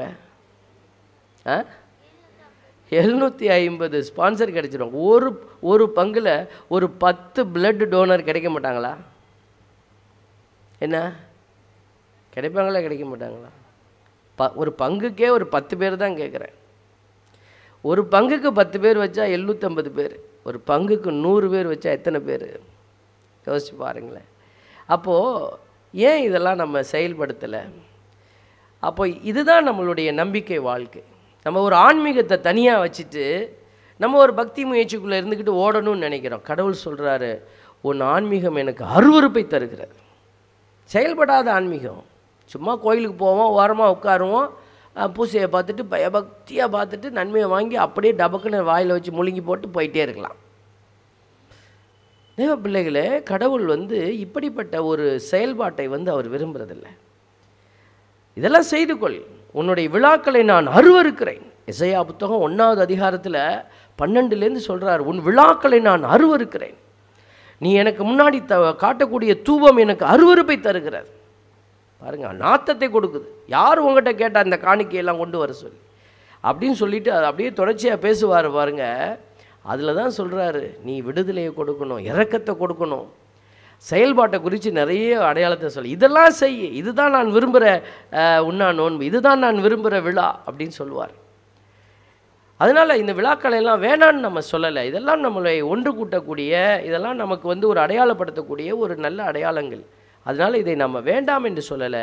ஆனால் இந்த விழாக்களை நடத்துகிற நாம் இந்த ஆண்டு எத்தனை நன்மைகளை நம்ம செய்கிறோம். கடவுள் நன்மைகளை செய்யத்தானே நமக்கு ஆற்றலை கொடுக்குறார். ஒவ்வொருத்தருக்கும் ஒவ்வொரு திறமைகளை கடவுள் கொடுக்குறார். இன்றைக்கி இந்த வனத்து சின்னப்பருக்கு ஒரு தனி திறமையை கொடுத்துருந்தார். அந்த தனி திறமையில் தான் அவர் போய் ஒரு ஜெப வீரராக இருந்து ஜெபிச்சு அவர் என்ன செய்தார், வெற்றி கொண்டிருக்கிறார். ஒருவர் அன்னை தெரசாவை இந்த பக்கம் கொடுத்தார். அந்த அம்மா ஓடி போய் வேலையை செஞ்சு அவங்க ரோட்டில் படுத்துருக்க எல்லாம் நாற்றம் முடிச்சவங்களையும் கொண்டுட்டு வந்து வேலை செஞ்சு, அது அவருடைய ஒரு சிறப்பு, ஒரு வரம், தூயாவினுடைய வரம். பைபிளில் தான் சொல்லுது, ஆவியானவர் ஒருத்தர் தான், அவர் கொடுக்குற வரங்களோ பல வகை. கடவுள் ஒருத்தர் தான், அவர் கொடுக்குற வரங்கள் பல வகை. அப்போ கடவுள் எதுக்கு இந்த வரங்களை எல்லாத்துக்கும் பிரித்து கொடுக்குறாரு? எல்லாரும் அவங்கவுங்க வீட்டுக்குள்ளே வச்சுக்கிட்டு மனசுக்குள்ளே வச்சுக்கிட்டு வாழ்கிறதுக்கா? இல்லை, செயல்படுவதற்கு. அப்போ செயல்பாடுகளை நீங்கள் உங்களதாக உரித்தாக்க வேண்டும், நம்ம எடுத்து கொடுக்கணும். அதுக்கு தான் ஆண்டவர் சொல்கிறார் பாருங்கள், எதுக்கு உங்களை தெரிந்து கொண்டேன், அந்த வார்த்தையை தொடர்ந்து சொல்கிறார் பாருங்கள். நீங்கள் என்னை தெரிந்து கொள்ளவில்லை, நான் தான் உங்களை தெரிந்து கொண்டேன். நீங்கள் கனி தரவும், நீங்கள் தரும் கனி நிலைத்திருக்கவும். சும்மா ஏதோ ஒரு போகிற பக்கில் 2-10 ரூபா பிச்சையை போட்டு போகிறது, அந்த கனி இல்லை. தொடர்ந்து நீ செய்யணும். நீ நன்மை செய்யணும்னா நன்மை, எந்த நன்மையை நீ செய்கிற நீ உணர்ந்து செய்யணும். அதுதான் ஆண்டவருடைய விருப்பம். இதுக்கு தான் உங்களை ஏற்படுத்தினேன். 1 பேதுரு 2:9 பேதுரு அழகாக சொல்வார், ஆண்டவர் நம்மளெல்லாம் சிறப்பாக அழைச்சிருக்கிறார். You are a chosen generation, தெரிந்தெடுக்கப்பட்ட வழிமரபு. மற்றவங்களாம் செய்கிறாங்களா? எதுக்கு நம்ம உலகத்தில் போய் இதெல்லாம் இழந்துக்கிட்டு நிற்கணும்? அதுக்கு தான் ஆண்டவர் உங்களை தெரிந்தெடுத்திருக்கிறார். என்னையும் அதுக்கு தான் தெரிந்தெடுத்திருக்கிறார். என்னையும் ஒரு சிறப்பான வாழ்க்கைக்கு தெரிந்தெடுத்திருக்கிறாருன்னா, போராட்டங்களுக்கு மத்தியில் நாங்கள் அதில் நிற்கணும். குருக்களை, கன்னியர்களை, பொதுநிலையினர், உங்களை ஒரு இடத்துல வச்சிருக்கிறாரு. நீங்கள் அதை தெரியாமல் ஓடிக்கிட்டு இருக்கிறீங்க. நீ அந்த இடத்துல கனி கொடுக்காம நின்னா கடவுள் உங்கள்கிட்ட கேள்வி கேட்க போகிறார். உனக்கு அந்த இடத்துல இப்படிப்பட்ட சூழலில் உனக்கு ஒரு வேலை கொடுத்துருந்தானே, அதை செய்தியான்னு கேட்பார். வேலை தெரிஞ்சால் தானே நம்ம செய்ய முடியும். வேலையே தெரியலையே. இல்லை சாமி, நான் கோயிலுக்கு போனேன், அதை விட்டுடு, நீ வேலை செஞ்சியா? நான் கொடுத்த அந்த வேலை. இல்லை சாமி, நான் நன்மை வாங்கிறதுக்காக லைனில் நின்னேன், அதை விடுமா, வேலை செஞ்சியா? ஆண்டவர் திருப்பி அங்கே தான் வந்து நிற்பார். அதுதான் இப்போது. அதனால் நான் கோயிலுக்கு போகக்கூடாதுன்னு நான் சொல்லலை. ஒரு கோயிலுக்கு போகக்கூடாதுன்னு சொல்லிவிட்டாரு, நன்மை வாங்கப்படாதுன்னு சொல்லிவிட்டாருன்னு சொல்லி ஊரெல்லாம் போய் சொல்லி வச்சிடாதீங்க. ஆண்டவர்கிட்ட வரதே அந்த கண்ணு திறக்கிறதுக்கு தான். அந்த கண்ணு திறந்த உடனேயும் அந்த காரியத்தை செய்கிறதுக்கு பலன் கேட்டு தான் அந்த நற்கருணை. நற்கருணையை பார்க்குறீங்க இல்லையா? அந்த நற்கருணையினுடைய பார்த்தோன்னே உங்களுக்கு எது ஞாபகத்துக்கு வரணும்? நற்கருணையை பார்த்தோன்னே பக்தி பரவசம்லாம் வருது. ஆனால் நற்கருணையை பார்த்தோன்னே எது ஞாபகத்துக்கு வரணும்? வெரி குட், அக்கா கரெக்டாக சொல்லிட்டீங்க. எங்கே சொல்கிறோம் அதை? அந்த நற்கருணை ஆராதனையில் ஜெபிப்பமாக ஃபாதர் சொல்கிறாங்க இல்லையா? அந்த ஜெபிப்பமாக என்ன வருது? இந்த நற்கருணை அருள் அடையாளத்தின் வழியாக எதை காட்டுறீங்க? கல்வாரி பலியினுடைய அந்த நிலையை நாங்கள் பார்க்குறோம். அதுதான் அந்த ஜெபத்தில் வரும். இந்த நற்கருணை பிரசனத்தின் வழியாக பாடுகளையும் உங்களுடைய பாடுகளை நாங்கள் நினைவு கூறுகிறோம். அப்போ இந்த நற்கருணையை உட்கொள்ளுகிற பிள்ளைகள் என்னத்துக்கு நீங்கள் வாக்குறுதி கொடுக்குறீங்க? அந்த வாங்கும்போது வாங்கி சாப்பிட்டுட்டு பாடுகளை நான் உங்களுக்காக ஏற்றுக்கிறேன் அப்படி சொல்லிட்டு தான் நீங்கள் போகிறீங்க. ஏற்றுக்கிறோமா? வீட்டுக்கு போய் ஒரு பாடை பார்ப்பீங்க. வீட்டுக்கு போனோனையும் புருஷனோ பொண்டாட்டியோ உட்காந்துருக்கோம். பிள்ளைகளை யாரோ ஒருத்தர் பாடுகள் போல் இருப்பாங்க. அவங்க நம்மக்கிட்ட பேசுவாங்க. நம்ம உடனே திருப்பி பதிலுக்கு பதில், இந்த பாரு நன்மை வாங்கிட்டு வந்திருக்கிறேன், வாயை பிடுங்காத, நீ கெட்ட வார்த்தை வந்துடும். அப்போ நன்மை வாங்கினதுக்கு பதில் பாருங்கள் எப்படி வருது. அதுக்கு நீ கெட்ட வார்த்தையே பேசியிருக்கலாம். இதுதான் நம்மளுடைய அந்த நற்கருணை வாங்கினதனுடைய வெளிப்பாடு. அப்போ நற்கருணை வாங்கிறதுனால நம்ம பக்தியாளர்களாக மாறிடுவோமா? இல்லை இல்லை, செயல்படணும். செயல்படுகிற போது தான் தூய்மை. ஆண்டவர் தூயவர் தூயவர்னு பாடுறோமே, எப்படி பாடுறோம்? எதுக்கு பாடுறோம்? அவர் வானத்தில் உட்கார்ந்துருந்தாருன்னா அவரை போய் தூயவர்னு பாட போகிறோமா? எத்தனையோ தெய்வங்கள் இருக்கிறாங்க, அவங்களெல்லாம் தூயவர்னு பாடுறோமா? இல்லை, அவங்க தூயவராக இருந்துட்டு போகிறாங்க. ஆனால் நம்ம யாரையும் அறிக்கை செய்யலை. நாம் இயேசுவை தூயவர் என்று அறிக்கை செய்கிறோம். காரணம், அவர் இறங்கி வந்து கல்வாரி மலையிலே தன் கரங்களை விரித்து இரத்தம் சிந்தி அவர் தன்னை வெளிப்படுத்தினார். அதுதான் பிள்ளைகளே தூய்மை. எங்கெல்லாம் நீங்களும் இரத்தம் சிந்துறீங்களோ, எங்கெல்லாம் நீங்கள் போய் காயப்படுறீங்களோ இயேசுவுக்காக, அங்கே தான் நீங்கள் தூயவர். வெறும் பக்தியை அப்படி கையை கும்பிட்டுக்கிட்டே உட்கார்ந்துருந்தால் தூயவர் அல்ல. அதனால தான் ஆண்டவர் சொல்கிறாரு, நீங்கள் கனி தரவும். கனி கொடுக்கிற போது உங்களுக்கு காயங்கள், வலிகள், வேதனைகள், அதனால் கடவுளுக்கு மாட்சி, அதனால் உங்களுக்கு கிடைப்பது தூய்மை. அதனால் உங்களுக்கு கிடைக்க போகிறது மோட்சம், கடவுளுடைய முகத்தை பார்க்கிற பாக்கியம். மத்தேயு நற்செய்தி 5வது அதிகாரம் 8வது இறைவசனம் என்ன சொல்லுது? தூய உள்ளத்தினர் பேறு பெற்றோர், ஏனெனில் அவர்கள் கடவுளை காண்பர். கடவுளை நீங்கள் பார்க்கணும் போய் அப்படின்னு ஆசைப்பட்டீங்கன்னா இப்போவே கேம் ஆரம்பிச்சிடணும். புனிதர்கள் அப்படித்தான் துன்பத்தை ஏற்றுக்கொண்டாங்க. பவுலடியாரை பாருங்கள், போய் தலையை வெட்ட போகும்போது போகிறாரு, வெட்டுங்கடா அப்படின்ட்டு. பேதுருவடிகளார் தலை சிலுவையில் அலைய போகிறோம், இப்படி அறையாத தலைகளை அற பாருங்கள். சாவை அவர்கள் எதிர்கொண்டார்கள். காட்டுக்குள்ளே போய் உட்கார்ந்தா எனக்கு ஒன்றும் இல்லாமல் போயிடுமே, இல்லை, சாவை எதிர்கொண்டார்கள். காரணம் என்ன தெரியுமா? அவர்கள் இயேசுவுக்காக இரத்தம் சிந்த துணிந்து நின்றார்கள். கண்ணீதர அவர்கள் தயாராக இருந்தார்கள். இந்த நாட்களில் சிந்தித்து பாருங்கள், உங்களுக்கும் ஆண்டவர் இந்த வெளிப்பாடுகளை தருவார். கனிதருகிற பிள்ளைகளாக இருந்து சாட்சியாய் மாறுவோம். ஆமென். எழுந்திருந்து நம்முடைய மன்றாட்டுக்களை ஆண்டவருடைய பாதத்தில் எடுத்து வைப்போம். நானே நல்ல ஆயன் என்றுரைத்த எம் அன்பு தெய்வமே, உமது மந்தைகளாகிய எங்களை நேரிய பாதையில் வழிநடத்தும் எம் திருத்தந்தை, ஆயர்கள், குருக்கள், அருட்சகோதர சகோதரிகளுக்கு நீரே நிறைவான உடல் உள்ள சுகத்தையும் ஆன்மீக பலத்தையும் தூய ஆவியின் அருட்கொடைகளையும் வழங்கி ஆசிர்வதித்திட வரம் வேண்டி புனித வனத்து சின்னப்பர் வழியாக ஆண்டவரே உம்மை மன்றாடுகின்றோம். வரங்களின் வள்ளலே எம் இறைவா, புனித வனத்து சின்னப்பரின் திருவுருவம் தாங்கிய கொடி விண்ணில் ஏறும் பொழுது எம் உள்ளத்தில் எழுந்த எண்ணங்களும் ஏக்கங்களும் உமது திருவுருவால் நிறைவேறிட வரவேண்டி ஆண்டவரே உம்மை மன்றாடுகிறோம்.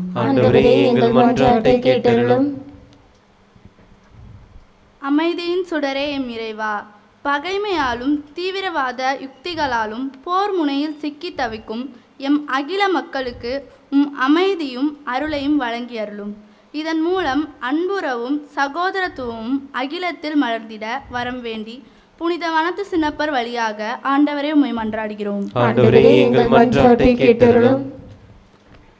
நலன்களின் பிறப்பிடமே எம் இறைவா, இயற்கையின் சீற்றங்களால் உறவுகளையும் பொருளாதாரத்தையும் இழந்து தவிக்கும் என் சொந்தங்களுக்கு நீரின் நிழலாக கைப்பிடித்து வழிநடத்திட வரம் வேண்டி புனித வனத்து சின்னப்பர் வழியாக ஆண்டவரே உம்மை மன்றாடுகிறோம். அன்பி உருவான இறைவா, உடைய பிள்ளைகள் நாங்கள் எழுப்பியிருக்கிற இந்த மன்றாட்டுக்கள் இன்னும் இங்கு வந்திருக்கிற ஒவ்வொரு மக்களும் கொண்டு வந்திருக்கிற தனிப்பட்ட தேவைகள், கவலைகள், கண்ணீர்கள் எல்லாவற்றையும் இந்த திருவிழாவின் சிறப்பான ஒரு அடையாளமாக நீரை ஏற்று அவருடைய தேவைகளை எல்லாம் சந்தித்து அவர்களை எங்கள் புனிதர் வழியாக ஆசிர்வதிப்பீராக. மன்றாட்டுக்களை எங்கள் ஆண்டவர் மீட்பருமான இயேசு கிறிஸ்து வழியாக மன்றாடி ஜெபிக்கிறோம். ஜெபம் கேளும் நல்ல பிதாவே. ஆமென்.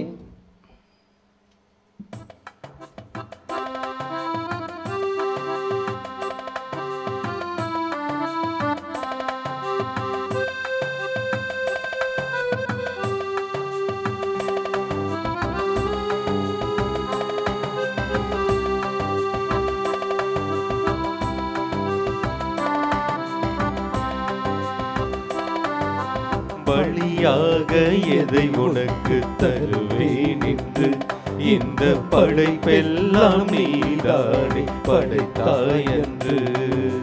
பலியாக எதை உனக்கு தருவேன் என்று இந்த படைப்பெல்லாம் நீதானே படைத்தாய் என்று. எடையே நான் உமக்களித்தேன் இறைவா என்று.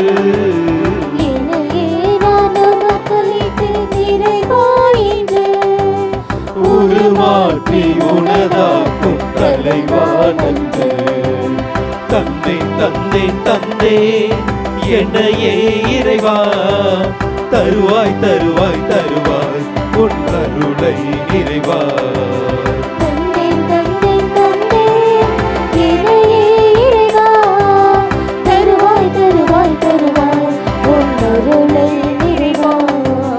பலியாக எதை உனக்கு தருவேன் என்று இந்த படைப்பெல்லாம் நீதானே படைத்தாய் என்று.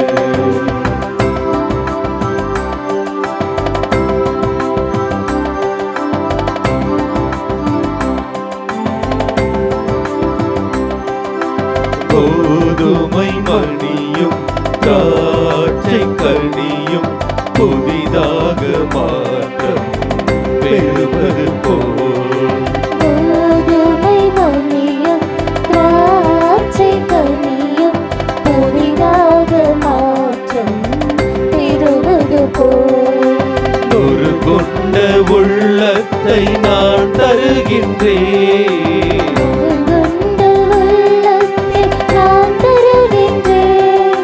நலமாக்கி புதிதாக தாழ்பணிகின்றேன்.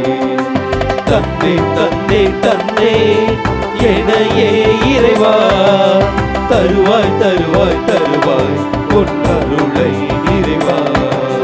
தன்னே தன்னே தன்னே எனையே இறைவா தருவாய் தருவாய் தருவாய் உன் அருளை இறைவா. பணியாக எதை உனக்கு தருவேன் என்று இந்த படைப்பெல்லாம் நீதானே படைத்தாய் என்று. சகோதர சகோதரிகளே, என்னுடையதும் உங்களுடையதுமான இப்பலி எல்லாம் வல்ல தந்தையாக இறைவனுக்கு ஏற்றதாகும்படி மன்றாடுவோம். ஆண்டவர் தமது பெயரின் புகழ்ச்சிக்காகவும் மாட்சிக்காகவும் நமது நன்மைக்காகவும் புனித திரு அவை அனைத்தின் நலனுக்காகவும் உமது கையிலிருந்து இப்பலியை ஏற்றுக்கொள்வாராக. கனிவுமிக்க இறைவா, பழைய மனிதனை களைந்து உமது சாயலுக்கு ஏற்றவாறு புதிய மனிதனை புனித வனத்து சின்னப்பரில் உருவாக்க திருவுளம் கொண்டீரே. அதனால் நாங்களும் அவரை போன்று புதுப்பிக்க பெற்று உமக்கு ஒப்பளிக்கும் ஏற்புடைய பலி பொருளை ஒப்புக்கொடுக்க கனிவுடன் அருள்வீராக. எங்கள் ஆண்டவராகிய கிறிஸ்து வழியாக உம்மை மன்றாடுகின்றோம். ஆண்டவர் உங்களோடு இருப்பாராக. உம் ஆன்மாவோடும் இருப்பாராக. இதயங்களை மேலே எழுப்புங்கள். ஆண்டவரிடம் எழுப்பியுள்ளோம். நம் இறைவனாகிய ஆண்டவருக்கு நன்றி கூறுவோம்.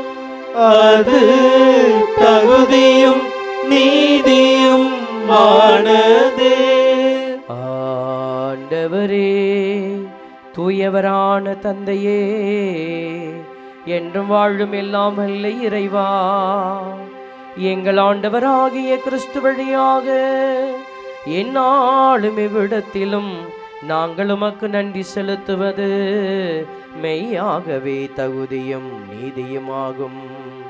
எங்கள் கடமையும் மீட்புக்குரிய செயலுமாகும். ஏனெனில் உம் புனிதர்களின் வியத்தகு சாட்சியத்தால் உமது திரு அவை என்றும் புதிய ஆற்றல் பெற்று வளமடைகின்றது. இவ்வாறு எங்கள் மீது நீர் கொண்டிருக்கும் பரிவன்பை தெள்ளத் தெளிவாக காட்டுகின்றீர். மேலும் எங்களது மீட்பின் மறை நிகழ்வை நாங்கள் நிறைவேற்றுவதில் அப்புனிதர்களின் சிறப்பு மிக்க எடுத்துக்காட்டினால் தூண்ட பெற்று அவர்களது தகுந்த பரிந்துரையால் என்றும் ஊக்கம் பெறவும் அருளுகின்றீர்.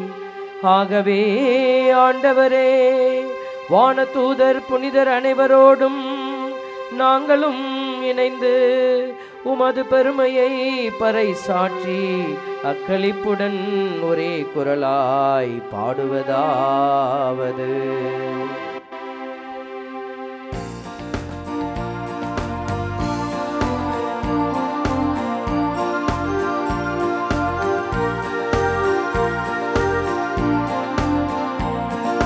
தூயவர் தூயவர் தூயவர் வான்படைகளின் கடவுளமானவர். விண்ணகமும் வண்ணகமும் உமது ஆட்சியால் நிறைந்துள்ளது. உன்னதங்களிலே ஓசானா, உன்னதங்களிலே ஓசானா. ஆண்டவர் பெயரால் வருகிறவர் ஆசி பெற்றவர்.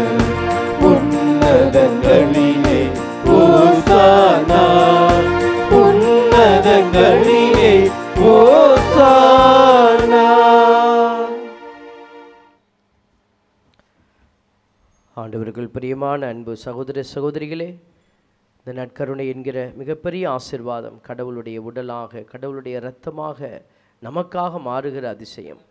காரணம், அவரை போல நம்மை ஓடச் செய்ய, செயல்பட ஆண்டவர் நமக்கு உதவி செய்ய போகிறார்.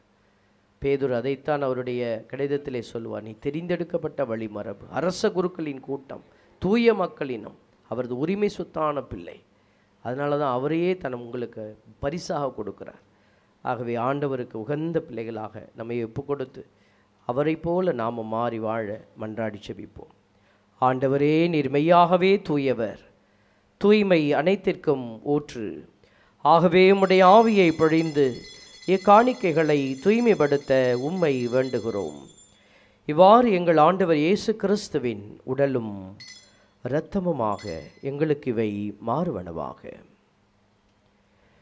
அவர் பாடுபட உளம் கனிந்து தம்மை கையளித்த போது அப்பத்தை எடுத்து நன்றி செலுத்தி வாழ்த்துரைத்து அதை பெற்று தம் சீடர்களுக்கு அளித்து அவர் கூறியதாவது: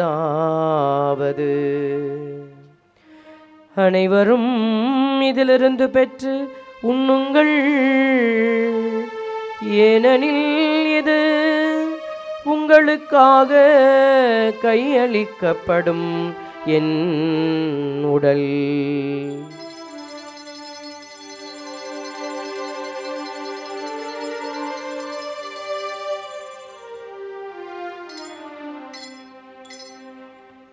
அவ்வண்ணமே இரவு விருந்தை அருந்திய பின் கிண்ணத்தையும் எடுத்து மீண்டும் உமக்கு நன்றி கூறி தம் சீடர்களுக்கு அளித்து அவர் கூறியதாவது: அனைவரும் இதிலிருந்து பெற்று பருகுங்கள், ஏனெனில் இது புதிய நிலையான உடன்படிக்கைக்குரிய என் இரத்தத்தின் கிண்ணம். இது பாவ மன்னிப்புக்கென்று உங்களுக்காகவும் பலருக்காகவும் சிந்தப்படும்.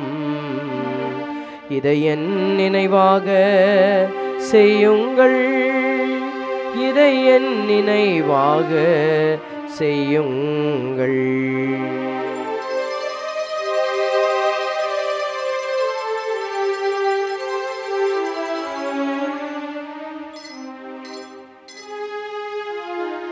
நம்பிக்கையின் மறை பொருள்: கிறிஸ்து மரித்தார், அல்லேலூயா. கிறிஸ்து உயிர்த்தார், அல்லேலூயா. கிறிஸ்து மீண்டும் வருவாரே. கிறிஸ்து மரித்தார், அல்லேலூயா. கிறிஸ்து உயிர்த்தார், அல்லேலூயா. கிறிஸ்து மீண்டும் வருவாரே. ஆகவே ஆண்டவரே, நாங்கள் கிறிஸ்துவின் இறப்பினையும் உயிர்ப்பினையும் நினைவு கூர்ந்து வாழ்வு தரும் அப்பத்தையும் மீட்பளிக்கும் கிண்ணத்தையும் ஒப்புக் கொடுக்கிறோம்.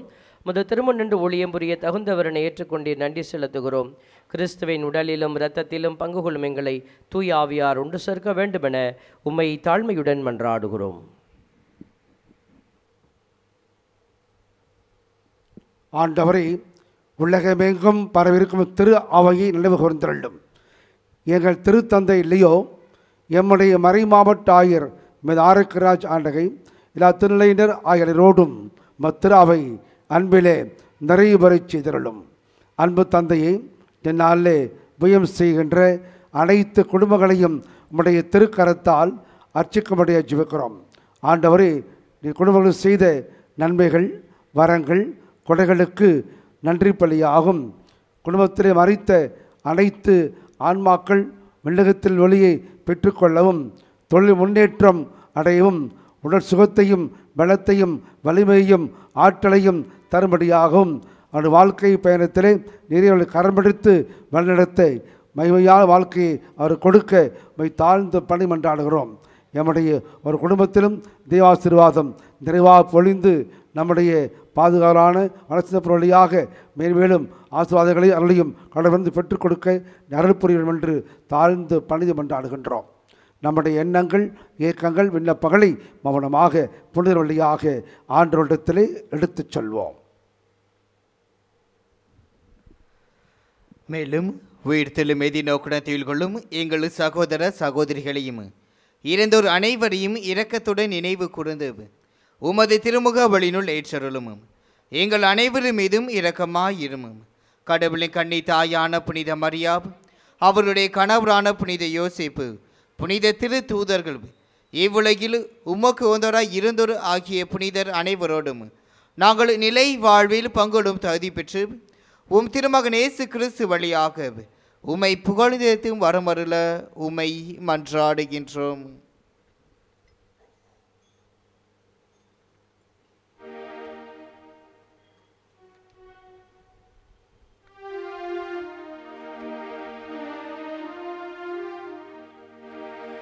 இவர் வழியாக இவரோடு இவரில் எல்லாம் வல்ல இறைவனாகிய தந்தையே, தூய ஆவியாரின் ஒன்றிப்பில் எல்லா புகழும் ஆட்சியும் என்றென்றும் உமக்கு உரியதே.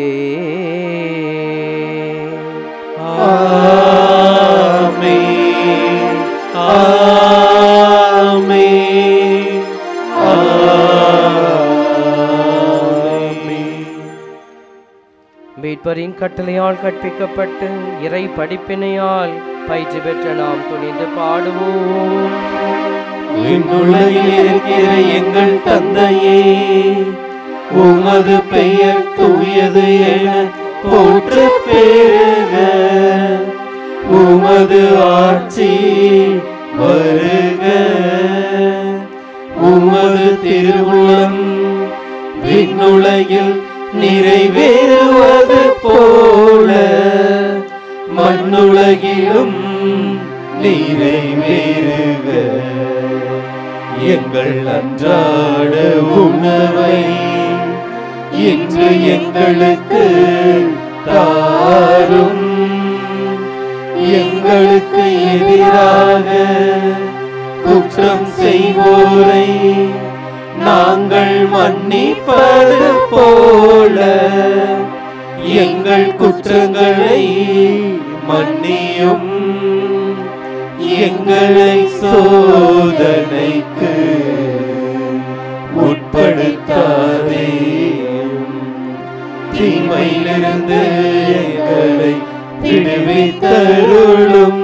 ஆண்டவரே, தீமை அனைத்திலும் இருந்தும் எங்களை விடுவித்து எங்கள் வாழ்நாளில் அமைதியை கனிவுடன் அருளும்மை மன்றாடுகிறோம். முத இரக்கத்தின் உதவியால் நாங்கள் பாவத்திலிருந்து எப்போதும் விடுதலை பெற்று யாதொரு கலக்கமுமின்றி நலமாயிருப்போமாக.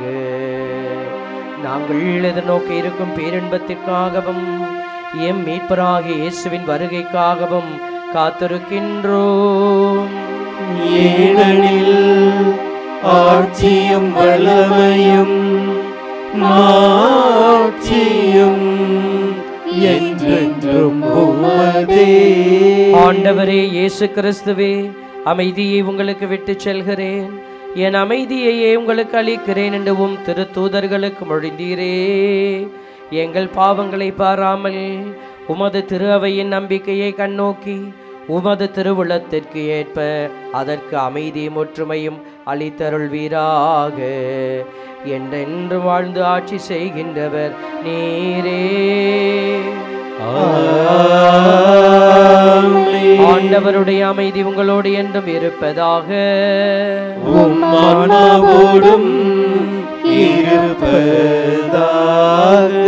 ஒருவருக்கொருவர் அமைதியை பகிர்ந்து கொள்வோம். சமாதானம்.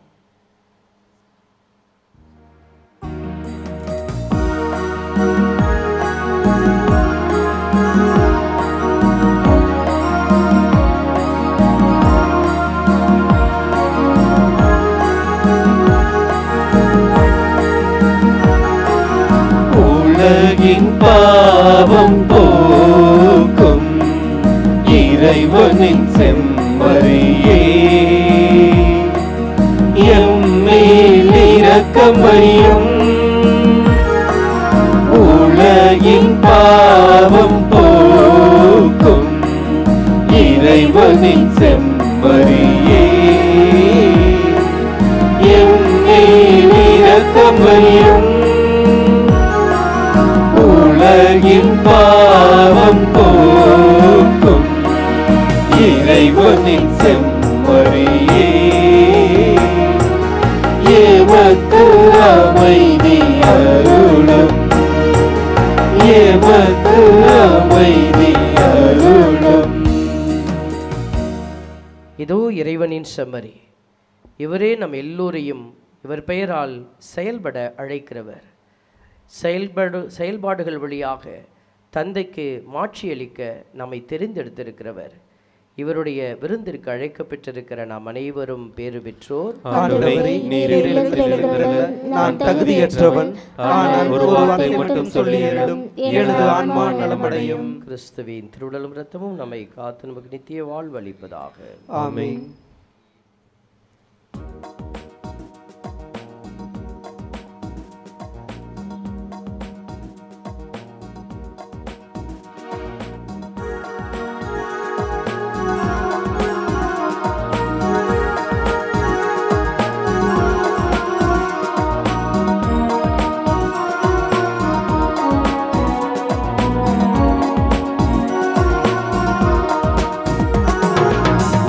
தரும் உணவே இறைவா, என் உயிருக்குள் உயிராய் வாவா. அருள் தரும் ஊற்றே இறைவா, நல்லாற்றலாய் என் உள்ளம் வாவா.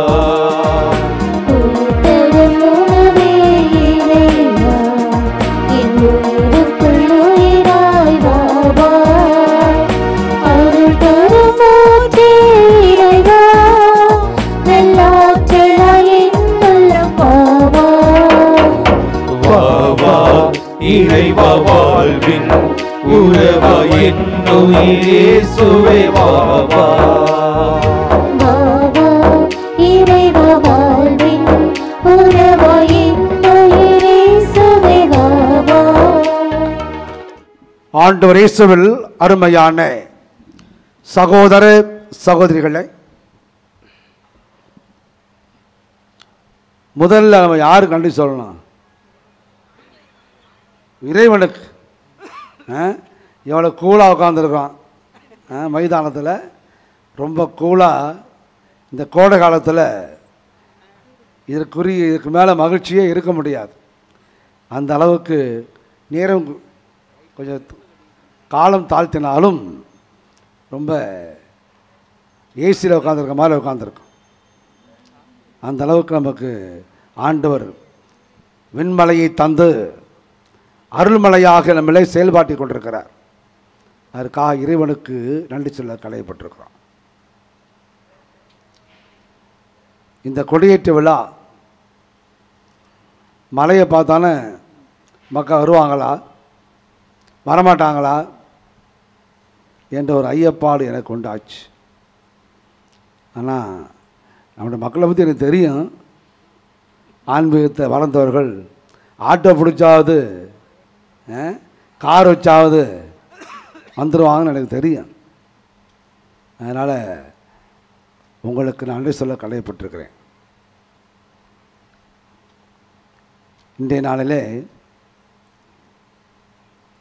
இந்த கொடியேற்ற திருப்பலிக்கு யார் அழைக்கலாம் என்று நினைத்த பொழுது அருட்தந்தை ஆல்பர்ட் அவர்கள் தான் என்னுடைய உள்ளத்தில் உதித்தார்.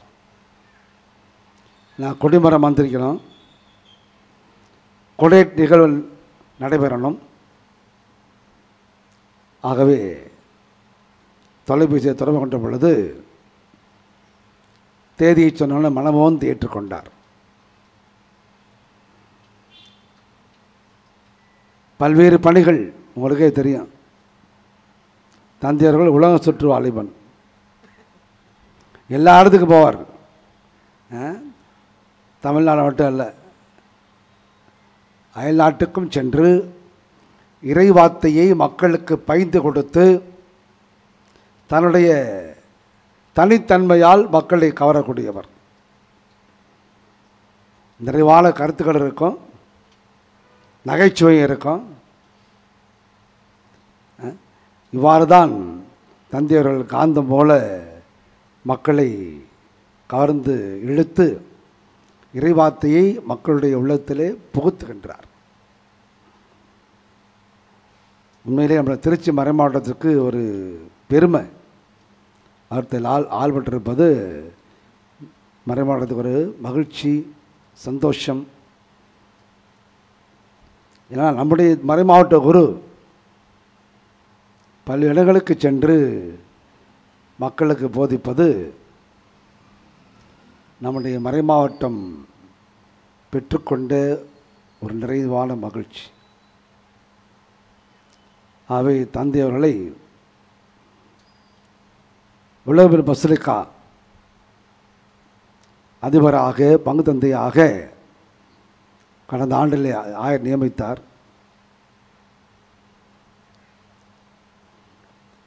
அவருடைய சிறப்பான பணியால் பசிலிக்கா என்று ஒளிந்து கொண்டிருக்கிறது.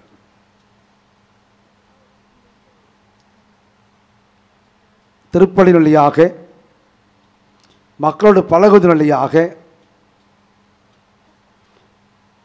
அவருக்கு நிகர் அவர்தான்.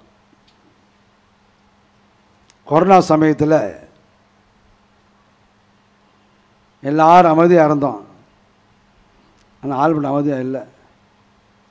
பல்வேறு காரியங்களை அப்போ தான் செஞ்சார். பில்டிங் கட்டினது,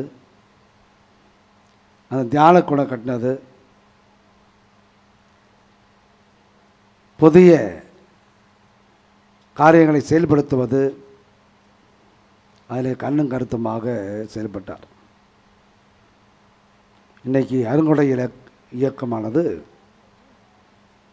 பல்வேறு மக்களை உள்ளடக்கி செய்யக்கூடிய தியானம் நிகழ்த்தக்கூடிய இடமாக அமைந்திருக்கிறது. காரணம் நம்முடைய பாசத்துக்குரிய ஆல்பர்ட் தந்தை தான். ஆகவே அழைத்த பொழுது மனமோந்து ஏற்றுக்கொண்டது எனக்கு மிகுந்த மகிழ்ச்சியாக இருந்தது. கடந்த 2 நாளாகவே தந்தை அவருக்கு காய்ச்சல், சளி இருந்தாலும் அதையெல்லாம் பொருட்படுத்தாது மலையோடு மலையாக தந்தை வந்திருப்பது நமக்கு பெருமையை தருகிறது. ஆக இந்த அருமையான நேரத்தில் தந்தையருடைய திருப்பள்ளிக்காகவும் அவர் தந்த இறை பகிர்வுக்காகவும் நிறைவான நன்றி சொல்லி பாசத்துக்குரிய அவர் தந்தை ஆல்பர்ட் அவர்களுக்கு நம்முடைய ஆடிட்டர் பால்ராஜ் அவர்கள் இந்த பொன்னாடையை போர்த்தி மகிழ்வார்கள்.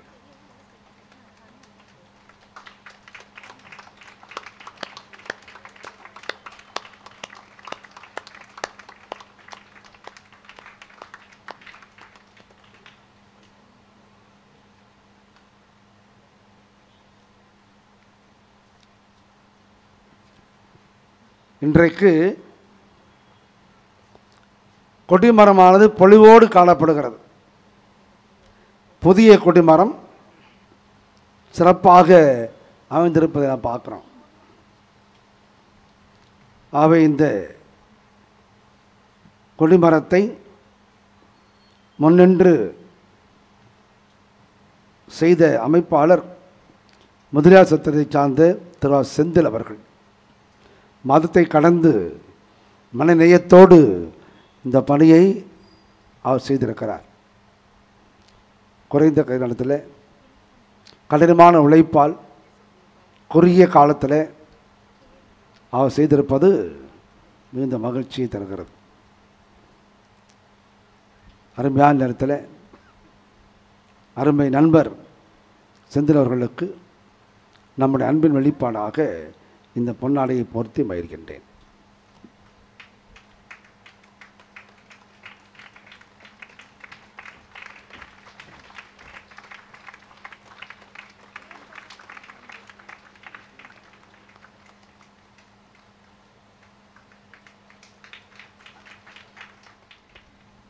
அன்புக்குரியவர்களே, இந்த அருமையான நேரத்தில் நானும் என்னுடைய மனமார்ந்த நன்றியை உங்களுக்கு உரித்தாக்கிக் கொள்கிறேன்.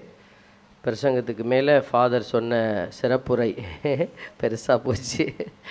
ஆமாம், ஆண்டவர் சொன்னது தான், நம்ம எல்லோரும் கனி கொடுக்கணும், அதை நாம் செய்கிறோம். இதில் ஒன்றும் பெருமைப்பட ஒன்றுமில்லை. பவுலடியார் சொல்வது போல் பயனற்ற ஊழியர்கள் செய்ய வேண்டியதை செய்தோம் அப்படின்னு சொல்ல வேண்டிய அந்த நிலையில் தான் நம்ம இருக்கிறோம்.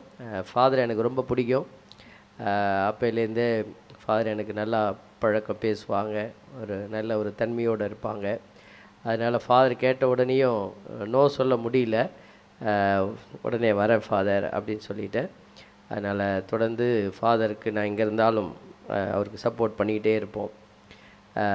இந்த ஒரு இவ்வளோ எத்தனை வருஷமாக இங்கே இருக்கிற இந்த பக்கம் வந்ததில்லை, இந்த கோயிலே தெரியல, இப்போ தான் தெரியுது ஓ இப்படி ஒரு கோயில் இங்கே இருக்குதா அப்படின்னு. ஸோ இந்த கோயிலை எனக்கு காட்டி கொடுத்த தந்தைக்கும் உங்களுடைய கமிட்டியாளர்களுக்கும் என்னுடைய மனமார்ந்த நன்றிகள். உங்களுக்கு சிறப்பு வாழ்த்துக்கள். உங்களுக்காக ஜெபிக்கிறோம். இந்த நேரத்தில் எங்களுக்கு வாகன சாரதியாக இருந்து எங்களை பத்திரமாக கூட்டிகிட்டு வந்த ஜோசப் ராஜ் ஃபாதருக்கும் நன்றி. உங்கள் எல்லோருக்கும் நன்றி. பாடகருக்குள்ளே நல்லா பாடினாங்க, எல்லாருக்கும் நன்றி. தொடர்ந்து நம்ம இறை பயணத்தில் இணைந்து பயணிப்போம். நன்றி கூறி மன்றாடுவோமாக. ஆண்டவரே, இத்திருவிருந்தின் ஆற்றலால் புனித வனத்து சின்னப்பரின் எடுத்துக்காட்டை பின்பற்ற உமது அன்பில் என்றும் எங்களே வழிநடத்தி அருளும். எங்களில் நீர் தொடங்கிய இந்த நற்செயலை இயேசு கிறிஸ்து வரும் நாள் வரை நிறைவுக்கு இட்டு செல்வீராக. என்றென்றும் வாழ்ந்து ஆட்சி செய்கின்ற அவர் வழியாக உம்மை மன்றாடுகின்றோம்.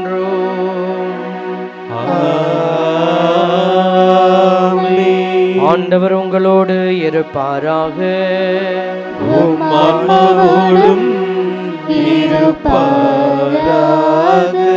எல்லாம் வல்ல இறைவன் தந்தை, மகன், தூயாவியார் உங்கள் அனைவரையும் ஆசீர்வதிப்பாராக.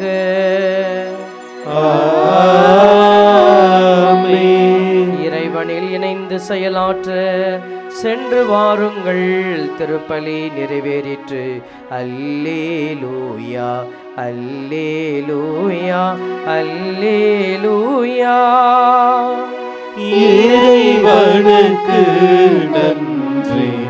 அல்லேலூயா, அல்லேலூயா, அல்லேலூயா.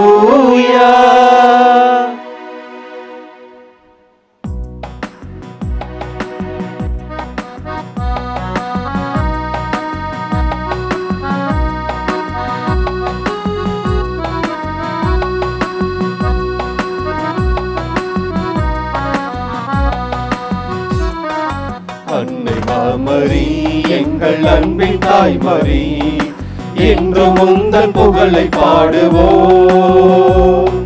தேடும் மாந்தரை தேற்றி காத்திடும் உந்தன் அருள்வரங்கள் இன்று தேடினோம். அன்னை மாமரி, எங்கள் அன்பின் தாய்மரி, என்றும் உந்தன் புகழை பாடுவோம். தேடும் மாந்தரை தேற்றி காத்திடும் உந்தன் அருள்வரங்கள் என்று தேடினோம்.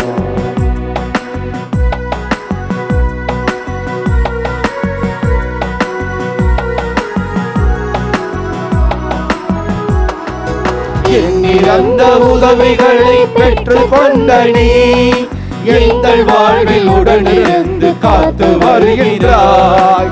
எண்ணிறந்த உதவிகளை பெற்று கொண்ட நீ எங்கள் வாழ்வில் உடனிருந்து காத்து வருகிறாய்.